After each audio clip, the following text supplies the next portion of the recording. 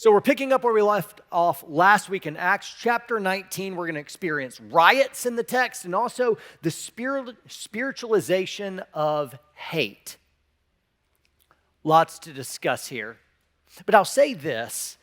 This morning I was thinking as I'm just pining over current events that are going on. I'm looking at the text and I'm looking at the news and I'm thinking of all that's happened on the world stage in the last few years. And more, I feel like the Bible is just my cheat sheet to what's going on in the world.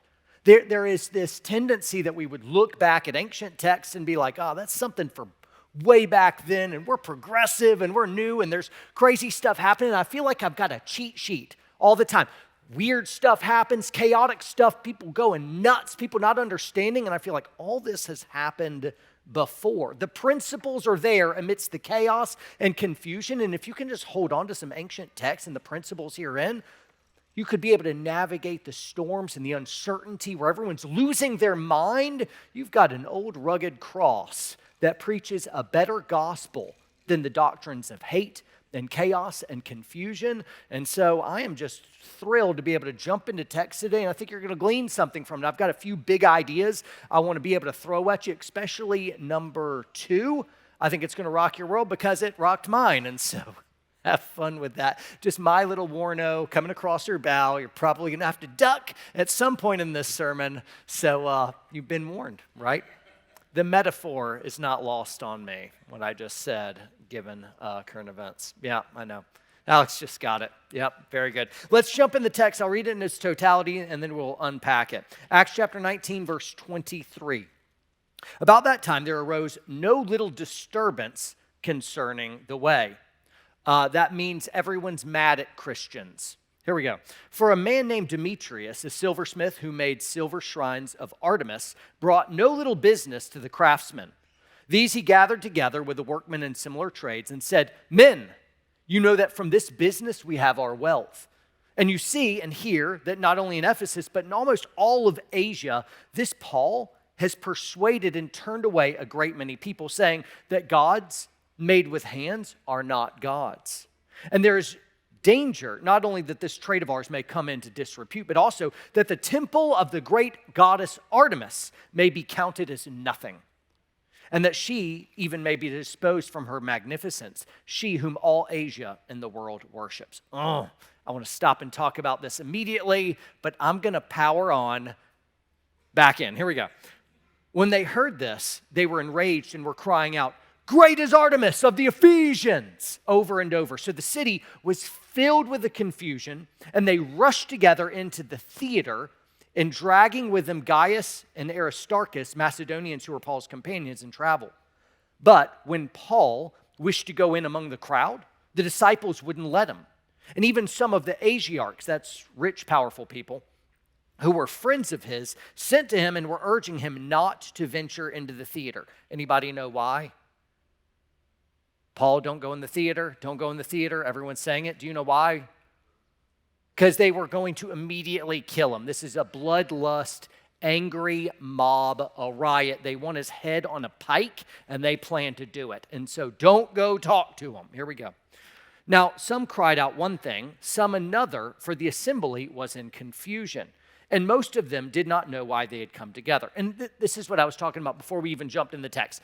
It all so ancient and so modern. How many of these riots have we seen spring up? And nobody even really knows what they're rioting. They're just angry and mad and unhealthy people gather together in a big mob and they're ready to burn a city down. And some of them are there because they love Hamas and the other are there because they're LGBTQ rainbow people and they don't know that the Hamas people want to actually kill them, but they're all rioting together because nobody has any idea what's going on. We just want to loot stores and burn police cars. Nobody knows what's going on. It was assembly in confusion, and most of them didn't know why they had come together. Some of the crowd prompted Alexander, whom the Jews had put forward, and Alexander, motioning with his hand, wanted to make a defense to the crowd.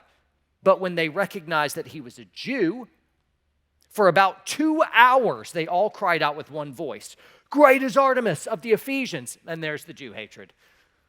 There it is, just old, ancient anti-Semitism. Oh, he's a Jew? Let's yell at him for 2 hours and not let him speak. See, it's all right there. So modern, so progressive, so ancient. Very first thing that jumped out of the text to me is that I noticed that to these men, Jesus was very, very bad for business.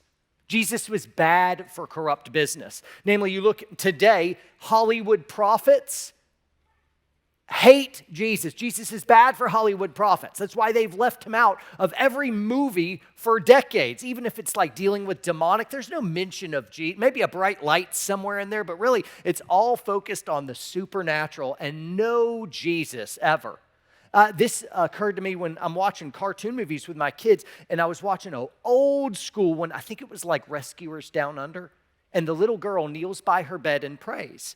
And this is like Deep Track's old kid movie. It's like the 1970s or something crazy.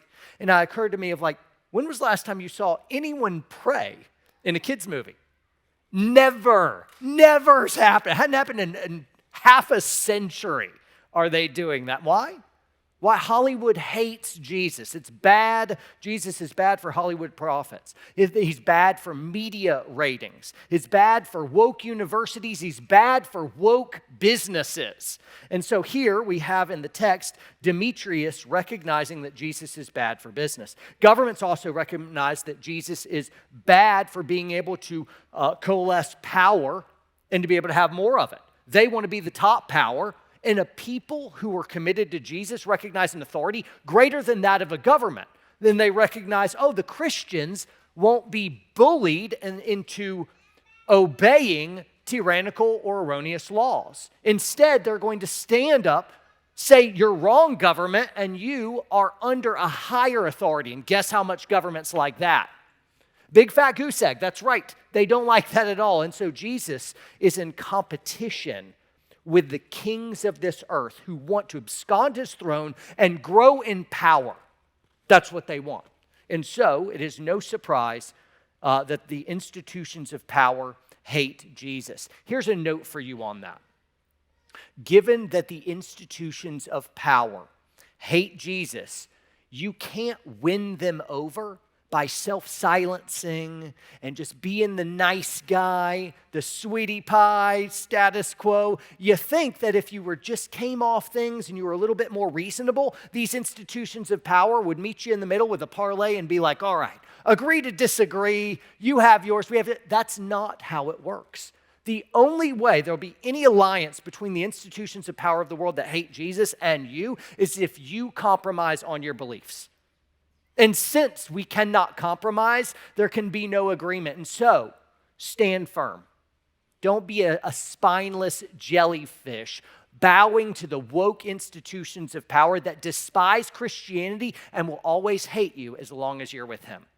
All you can do to gain ground in that front is to compromise your own beliefs. It's to abandon Jesus and join the world. You got it? Stand firm, believers. Very good. All right, let's keep going on. Now, I noticed with all these workmen, the craftsmen that came together, this is big business guys. These are folks that are huge movers and shakers in the business realm in Ephesus, which is one of the top, maybe it's the second or third largest Roman city in the world. So Ephesus, humongous business. This is like New York City equivalent. Huge business, and these business tycoons are captains of industry, and they are colluding together to be able to have some kind of say in what they could have done. They could have done what a lot of people do now. It's lawfare. They will attack you with the law to tie you up, to bankrupt you, to sap your energy. Lawfare is a thing that businessmen often do. But in this case, they chose to do the mob thing. It was astounding to me as I really started looking in at mobs and riots. They are everywhere throughout the New Testament. It was incredible to me just how much it's happening. We're not even done with it as we continue to push through Acts. You see more and more mobs and riots. And guess what? Now, in our day, are we seeing mobs and riots? Yeah, we're not even really tracking them much anymore. They're so common. They're so ubiquitous over the last 4 years. We've actually grown quite used to them. Here's, just so it's all fresh in our minds, here's a picture of some mayhem back from the 2020 riots. There we go. No justice, no, does that say police? No justice, no peace. Sorry, reading is hard and I can't really see it from the angle. I love how they're crying for justice while defaming and destroying police cars. Isn't that great? They're angry that they're not getting justice, so then they loot local businesses who had nothing to do with the injustice. They're destroying things, causing millions and millions of dollars of damaging, hurting that community, all in the name of justice. And this is what a huge problem is with mobs and riots. Mobs and riots are where smart people join in with a bunch of smart people, and together they become absolute morons. Join a mob, become an idiot.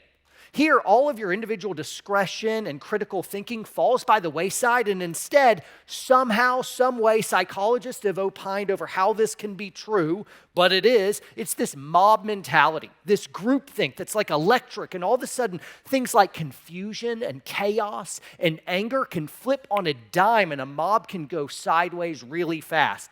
Beware of mobs.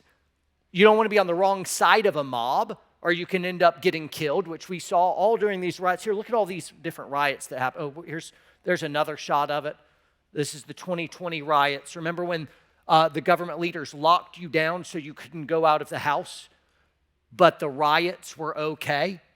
It was fine to go ahead and riot and picket all over the place. They had no problem with thousands of people in masks wielding bricks that were conveniently dropped off by box trucks. I'm like, what was that? I'm like, I think businessmen colluded together to give them resources in a very well-organized and orchestrated event to provide them for munitions for their own anarchy. It's the exact same thing. Exact same thing. Look at all this mayhem. Here's a U.S. map. This is just 2020, all these riots that were happening all over the place. It really swept the nation. This mob mentality. And then you see all these political talking heads spurring people up, even in the media. It's not necessarily just a mob and physical riot mentality. We do this on social media too. You can tell you're kind of even part of a digital mob when you see everyone on your side as completely correct and everyone on the other side of the narrative as completely wrong and maniacal and devilish, right? If you think, nope, no one on our side is guilty of anything. There's no critique in there at all. And you can get caught up in these things, right? And the rhetoric is getting so bad of like for the last few years, the Republican nominee and former president, Donald Trump, was castigated as actual Hitler incarnate for years. A danger to democracy who must be removed and beaten at all costs. Got to put a bullseye on him. And so that's been the rhetoric coming out. And people already infused with the chaos and the fury and the fear that happens with any riot or mob. We saw yesterday one of these mob mentalities infiltrated an event and is going to go ahead and rescue democracy and try to put down Donald Trump. Here's a picture that will live in American history right there. Absolutely incredible. You see a bullet hole through the president's ear, streaked blood across his face, and an arm rose in defiance right there. I mean, 2 inches different on a bullet from a 150-meter shot, which is not a hard shot, 2 inches different. And this would have been a very different sermon. This would have been a very different world today. Can you imagine the mayhem that would have resulted? We were that close. It's like, how do you start a civil war? Shoot that dude on public TV in front of millions and just see what happens to our country that has already been rioting and looting and fury, confusion, chaos for years already, and now we balance on the end of a pin. Things are so close, and I thank the Lord that didn't happen yesterday. Pray for your president. Pray for the family who lost a daddy and a husband yesterday when that demonic gunman who was trying to kill President Trump killed an innocent bystander. I think there's at least one, and then maybe one or two other wounded. I'm not exactly sure. I was preparing for a sermon more than I was watching the news. And so, guys, pretty bad. Mobs are dangerous. I think Satan loves mobs. Mobs almost never accomplish anything good. You could look at like civil rights movement and the peaceful protest. I'm all about peaceful protesting. I think that's great. Right here, we are a peaceful protest here at church. It's the machinations of Satan and the chaos, anger, and hatred of the world, aren't we? We love Jesus. Here's a crowd, but it's a peaceful one. It's a peaceful protest of the world. But this is really more of a worship service. It's a celebration of who Jesus is. It's following him, and we're gathered for a myriad of different reasons, right? But a mob is almost never a good idea. Even if you joined in a mob for the right reasons, it can go sideways in a moment. Now you're caught up in something you don't really understand, right? And so what I notice is Satan is using mobs all the time throughout the New Testament, but the gospel is never once advanced by a mob. I never see in the New Testament any good that came out of a mob, only bad. Here's Jesus in the mob. Typically when Jesus encountered a mob, he would escape the mob. He would say things he didn't like. They would get really ticked. They'd start shouting, and then they would try to kill him, and then he would beat feet and get out of there. He'd slip through the mob. And so Jesus, when encountering mobs, usually I see him escaping the mob. There was one instance I was thinking about where he overcame the mob, and this is kind of like walking on water type miracle. You can't reason with a mob. Yet a mob gathered around a gal who had been sleeping around. They wanted to execute her publicly. They had the weapons of their execution in hand, stones. Everyone wants a piece. Everyone's going to bloody this gal up. And Jesus turns to an angry mob with blood in their eyes and fury in their hearts. And he says, whoever is without sin, you be the first. You be the first to throw a stone. Now, what he did in this groupthink mentality, he was able to amazingly call everyone out of that groupthink and into individual thought and conscience. And when he did that, he broke the mob. I don't think you should try it. You lack the whole, God is man kind of quality to you. Because to reason with the mob, to say this magic bullet of truth and have them feel bad and walk away, I think that's kind of like reserved for the miraculous Jesus kind of thing. But Jesus overcame a mob, and that's incredible. He overcame storms too by rebuking the waves and wind. Anyone done that one? Because it's kind of like rebuking a mob and winning. Very good. Jesus also stood silent before a mob. Mobs defaming him, jeering at him, physician, heal yourself. Who hit you? Who hit you? Prophesy. Tell us who hit you. Making fun of him, beating him. Jesus encountered a mob and he stood absolutely silent. How hard would that be to be defamed and everyone wants to kill you and despise you and they completely don't understand you. They don't know what they're doing and they hate you. It'd be very hard for me to stand there and just take it. That would be so hard. I would want to justify. I'm like, no, hold on, got quiet, let me speak. That would be so maddening, to be so misjudged, misrepresented, and hated. But Jesus stood silent before a crowd. And then ultimately, Jesus was murdered by the mob. He escaped a mob, he overcame a mob, he stood silent before a mob, and ultimately he was killed before a mob. Mobs in the early Christians, it would usually lead to arrests, censorship, beating, and murders. I'd like to point out where Satan loves mobs and riots. The New Testament doesn't advance by it. A mob and the rioting, the shouting down, blank you fascist. They'll chant for hours. Have y'all seen it on the news? It's right there. You fill in your own blank there. It's church, right? So anyway, shouting out fascist, fascist, fascist. No one having the wherewithal to recognize that it's the fascists are the one that don't let anyone speak. They dominate all power and don't let opposition speak, but they're yelling at the other person, who's usually like one gal in a crowd with a camera talking, asking questions. And blank you fascist, a whole mob and crowd unthinking is at their throat. This is not what the Bible calls you to. In James chapter 3, verse 17, we hear that wisdom from above is first pure, then peaceable, it's gentle and open to reason, full of mercy and good fruits, impartial and sincere. Jesus is calling you to be open to reason. Hey, okay, you're upset, you're angry? Let's talk about it. We're not mad and shouting people down, trying to censor people and bully people and intimidate people. That is not a Christian virtue. Nowhere in the text do you see God calling you to do that. Instead, we're peaceable and we're gentle. Let's have a discussion. And typically when Christians are able to be open to reason and just be able to naturally talk about that, the only recourse for somebody who can't stand against the wisdom of God is to call you names, to defame you, to lie about you, to censor you, to beat you, to imprison you. Now we're reaching a point culturally of critical mass when everyone is so unhealthy and so angry, and it's escalating to a point where physical violence is coming back in style on the world stage.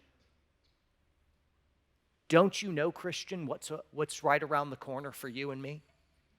Let's get really strong now. Let's build great bands of brotherhood and sisterhood now, because I don't know what's 1 year out, 3 years out, 10 years out, but I know who my people are. And I know together, right now, by the power of the Holy Spirit, I'm going to hug my family tight. I'm going to love them and others deeply. I'm going to grow stronger and more courageous, so whatever God has us to stand in witnesses against a world that hates us and a mob that despises you, that we would have the courage to be a testament for the gospel of Jesus Christ. That's what I hope. Let's armor up now. Let's prepare ourselves. Let's get very, very serious about following Jesus now. I have a second point. You're like, that was one point. That was one point. Here you go. Second point.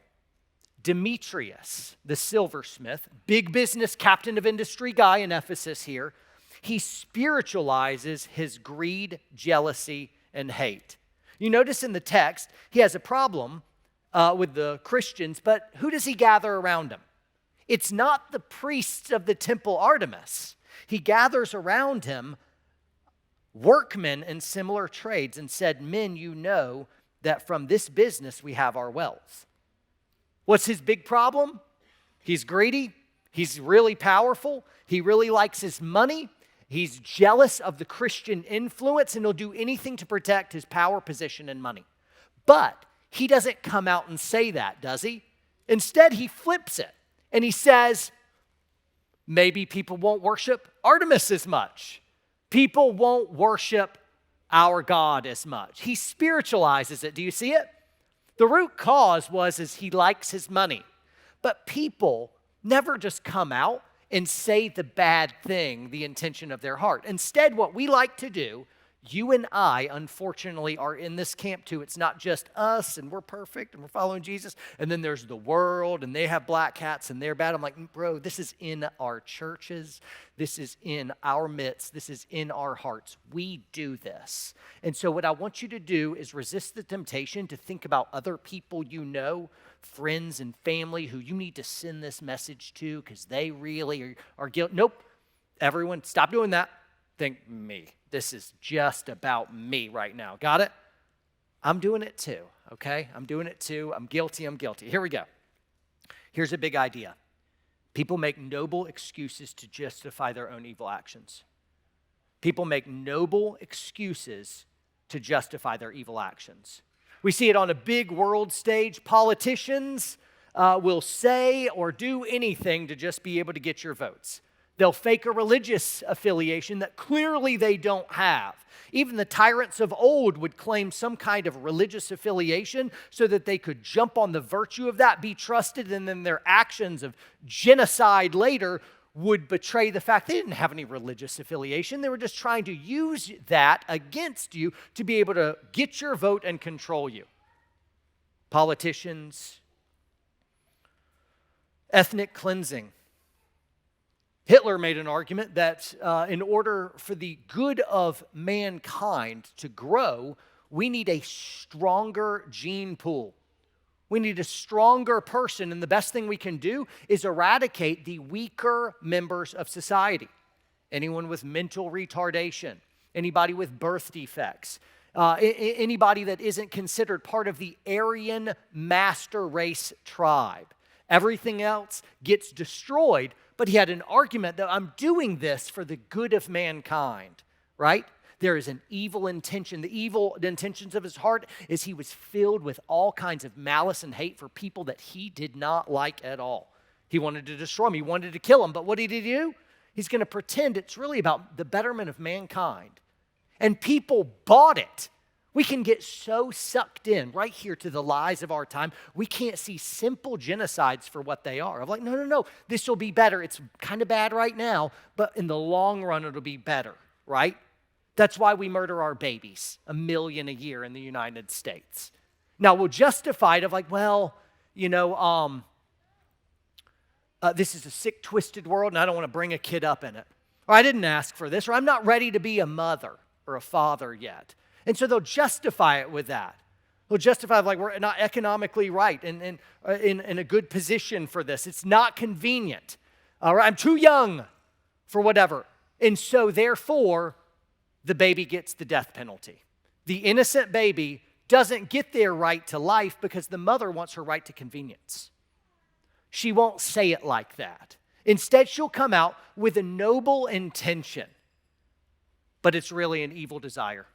It's sick, it's twisted, and because we're so up close to it, we can't understand that we're doing the same mass murdering things of the dictators of old.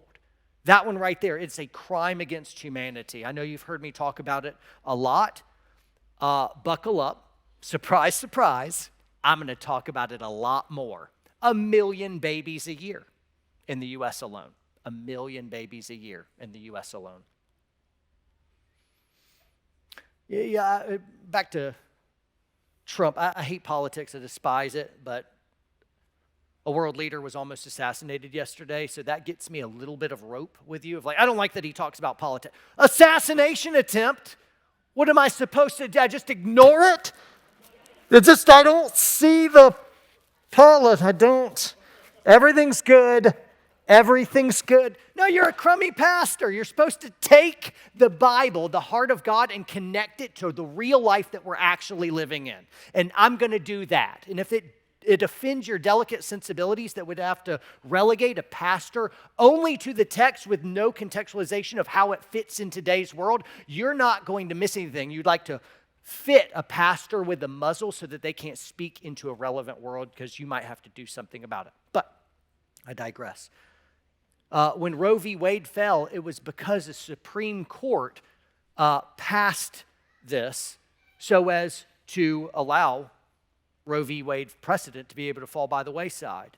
And it was the man they tried to assassinate that was able to put those Supreme Court justices in place who were able to defeat Roe v. Wade. Of course they hate him. Of course they hate him. By the way, I'm all about Jesus. Donald Trump's a man, fatally flawed, just like me and you. I'm all about Jesus. Yay, Jesus. He's the Redeemer. Here we go.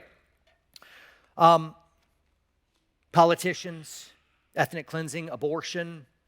Government does this. They take away your freedoms, but it's always for your safety.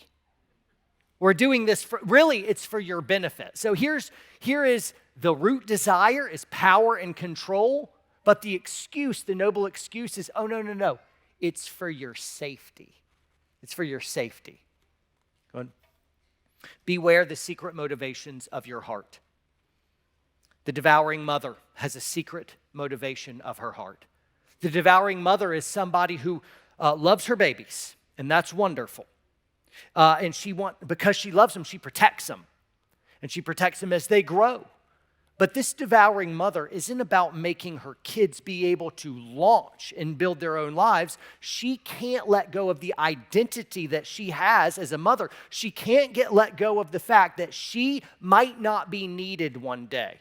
So she helicopters above that child, and anytime the child is met with any type of difficulty or hardship, mama is there ready to stand in the gap so her baby never has to experience anything difficult. And they'll do this, and ultimately that young boy who never grew up to be a man because he was never allowed to take a risk or had to face any consequence or any responsibility will live in mama's basement one day, and the devouring mother can always have her man-child little baby. It's the devouring mother. Now the excuse is, I just love him, I'd do anything for him. And actually, no, it's all about you. You stunted your kid because you needed to be wanted. You needed to be loved. You needed to be a mother. Because if you're not a mother, who are you? They grow up, they don't need you anymore. Who are you now after you've spent the last 20 years of your life devoting yourself holistically to motherhood? And so what happens is the devouring mother, the noble excuse is, I just love my kids. And I'm like, no, you love yourself. And you are hurting them through this codependency and this toxicity. The devouring mother has a secret motivation at heart that doesn't match the lies she tells to herself and those around her. The passive husband. The passive husband just loves his wife, doesn't want to make a big deal out of stuff. He'll be patient. It's not worth the fight. And I'll just put on a brave, strong face because I love her. Not realizing that actually he's a coward. He's a coward. But he doesn't want to come out and say, I'm a coward. He doesn't want to come out and say, I have given the helm of leadership that God appointed to me and given it to my wife. And I'm not going to contend in any way over anything that's difficult. Maybe I'll decide where we eat that night, what we're watching on TV. But really, you're passive and you allow your wife to lead anything and everything. You're checked out, you're not involved, and you are passive. And you claim that it's about because you just love your family and you're patient and you're easygoing and you'll amuse yourself with all kinds of pleasant seeming attributes when really you're a passive coward. By the way, as I tag people around the room and stuff, I want you to know I'm not preaching down to you. I love you, but if you don't see the thing, how do you repent of it? If you don't see your stuff, how do you repent of it? He didn't even know it was there. I want you to see it, and then together, arm in arm. I don't care what your junk is. I don't care where you're weak or you're cowardly or you're evil or you're sinful. I just want to grow with you. Guess what? You feel weak? I am too. I'm beset with it. I'm fatally flawed, just like you and every other human.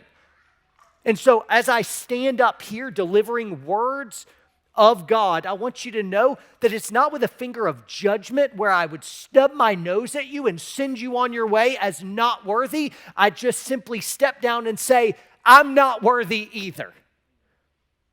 But Jesus is good. Let us see the secret intentions of our own hearts that we may repent of them and will get stronger.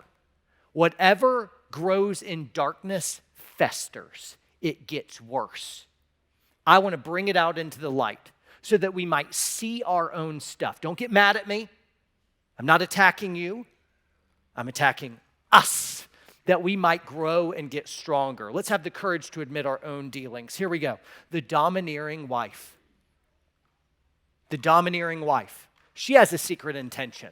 Her secret intention is that she believes that only she can navigate this family, that the job is worth doing, it's worth doing right, it's her way or the highway, and if she doesn't get her way, everyone's going to know about it. She is the Karen who is always asking for a manager, and when that Karen goes home, this domineering, man-eating woman is a terror to her husband and kids, and she doesn't even realize it. Everyone walks on eggshells around the domineering matriarch.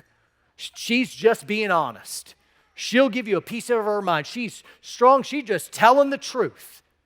She doesn't realize that she's hijacked God's natural order of authority, and she's a woman completely out of control and impossible to live with. Your family is not flourishing. Your kids are dominated by you, and one day when they can leave, your relationship will forever fracture, and you will wonder why they don't call you on Thanksgiving. It's because you're impossible to live with. You are very, very difficult. And whereas you mused that you were leading and loving, you were actually suffocating them and dominating them. And the moment they can get out, they do. And the husband, he will either drift into this shell of a passive man, absorbing into his couch like a permanent fixture in it, or he's going to beat feet and leave. He just wants peace, and he can't get it with the domineering wife. The workaholic. The workaholic has a secret intention. The secret intention of a workaholic is he's addicted to the power, the money, the ladder climbing, the identity that he gets from being a man of or a woman of respect, to be able to have wealth. Some of them just love money, like Demetrius. He wanted his power, he wanted his position, and he wanted his wealth. But the workaholic here isn't going to admit that they have this idol of money and position and identity. What are they going to do instead? They'll be like, I'm just trying to support my family. That's what I'm doing. Don't you see? Don't you family see all that I do for you? I'm trying to support you, right? And whereas that's true, what he completely misses, because he wants to miss it, is the fact that your kids want you involved in their life more than they want you to add another zero to your salary. They're not impressed by how big your boat is. They want a dad, and they actually really need a dad. But you're missing it, workaholic. You're missing it all the stuff that's most important. And one day, the workaholic loses everything that he didn't realize he loved so much. And he'll receive zero consolation on his deathbed when he's able to see his 401k balance just before he burns in and dies. Nothing. The workaholic completely misses the most important stuff by the idols of their heart and the justification of their mouth, completely different. The rude bully just gives you a piece of their mind. They just say whatever they want, go off on anyone, anytime, and then the excuse isn't, hey, I'm a rude bully. It's I'm brash, I'm an angry person, I'm just going to give it to you. I'm going to say whatever I think whenever I want. There's no seasoning speech with salt. As in James 3, we're not gentle and peaceable and open to reason. We are mallets and everything's a nail. Right? I'm just being honest, they say. But really they give full vent for their foolish anger and mean-spiritedness. But the excuse isn't that. Well, I'm just being honest. I'm just an honest guy. Now, this one hits a little close to home, so let me dodge this one a bit. I'm up here. I'm truth-telling, the prophet guy, the prophet thing. The difference is when I'm speaking to you, sometimes you got a hard truth, and sometimes the right answer is just weep with somebody. The right answer is to be very, very kind. It depends on what you're dealing. Hard nuts, you got to hit hard. But soft people fall in a piece of this is seasoned with salt. This is very, very kind. Look at their children, and if they're flourishing, that person knows how to be gentle too, right? We wouldn't want to cudgel and pendulum all the way over to say, don't be a rude bully. And so you become this effete, feminine excuse for a man that is not a man at all. You're just trying to swing from one pendulum of this spineless jellyfish of a dude, a passive male, versus all the way over here, the rude alpha. We don't deal in either of those secular type extremes. The hothead, last one, we gotta move on. The hothead, this is an angry person, boiling fury. You can set them off in just a moment. But they'll claim it's all about justice. They'll claim of like, well, I think it's wrong. You know, and one little moment can set them off, and then they'll make it about this big justice movement, but really, it's they're furious all the time. Maybe they don't like the hand that life has dealt them. Maybe they just don't appreciate of their station, and they believe they deserve more. They don't like the result of their life, and so they just seethe, and they're angry. And then they can go off the handle at any given moment, frustrated and furious, but they'll never face the music and say, I'm an out-of-control, angry person who doesn't have the self-mastery to even handle my own emotions. They're not going to do that. They'll make it about a righteous crusade to cover over the evil intention of their heart. Do you see it? That's what we do. We make noble excuses to justify evil lies. You do it. I do it. Let's do it less, Christians. Let's do it less. Let's finish up our narrative here, and I'll go ahead and start closing this thing out. Verses 32 and 41, we're not going to read, I'll just summarize. Miraculously, what could have been really, really bad for Paul and the disciples, they could have been killed in that moment. You can imagine a whole city in an uproar, big riot, and they want to kill you. Could you imagine just kind of waiting in that ambiguity of like, you don't know whether they're going to bring you out, publicly lynch you and murder you? You have no idea what's going on, right? And you don't know how to even make it right. Do you escape out? Do you run? Do you go out like Paul wanted to do? He's like, no, just let me go talk to them, like the mob would be reasonable. And in this case, the town clerk, a local government official. So we're going to log a win for a government employee. That happens like never. But here it is. A town clerk comes out and reasons with the crowd as one of them. He gains a little rapport. He's like, hey, Artemis is great. No one's saying Artemis isn't. But listen, guys, you've been shouting for hours, and you're probably going to get in big trouble with Daddy Rome because you're rioting, and they're going to hold all you accountable. So what do you say we just call it a day? And the crowds are dismissed. In this case, calm, cool hands prevailed, and a government official, the town clerk at this thing, ended up being God's instrument for rescuing his disciples. Here's the big idea to close with. A loving God is able to rescue you from all those who hate you. Angry mobs of people who just hate you because you're a Jesus follower, one day you'll be face to face with them. Right now, it's mostly digital. It's in the news. It's in our universities. It's in the media. It's in Hollywood. It's behind the secret laws our government bureaucrats are passing all the time. There is a hatred of Jesus and those who follow. But Jesus is able to save you from all of that. Jesus can save you from a mob. He can save you from violent men. He can save you by an inch from a bullet that had your name on it. He can save you from your own secret intentions of your heart. Maybe I pegged somebody in this room. Are you a rude bully? Are you a workaholic? Are you passive? Husband, are you a domineering wife? Are you a devouring mother? Jesus can rescue us from the secret intentions of our heart. He could reveal it to us. We could offer him up our junk, and he could be mighty to save and mighty to rescue us. He could transfer us from this body of death and sanctify us a little bit more to make us more like him if we would just be able to see our junk, repent of it without excuse, without apology. And what happens when we do that? Through repentance and trusting in Jesus, we grow. He could deliver us from our sins if we let him. God is able to deliver you from despair. Is anyone in despair? You feel like there's just no hope. And I say you've probably been trusting in the news too much. We visit the news, but our hope is in Jesus. We know how the story ends. So I don't have to be freaking out all the time. What do you think is going to happen? Well, I'm certainly concerned, but I already know the end of this game. And I know that not a bird falls to the ground apart from the will of God the Father, who is sovereign over all and who has a plan. And when we are in eternity looking back, it was all just according to a masterful chess game where everything ultimately geared up to the very great glory of God, which will elicit praises from the mouths of you saints for all eternity. It'll be perfect looking back. So let's trust him now. He can deliver you from the despair. However hopeless things look in your life right now, Jesus can deliver you from it. There's hope for the hopeless. Are you brokenhearted? Are you brokenhearted? Maybe nobody knows, but inside your heart is just in 1,000 pieces.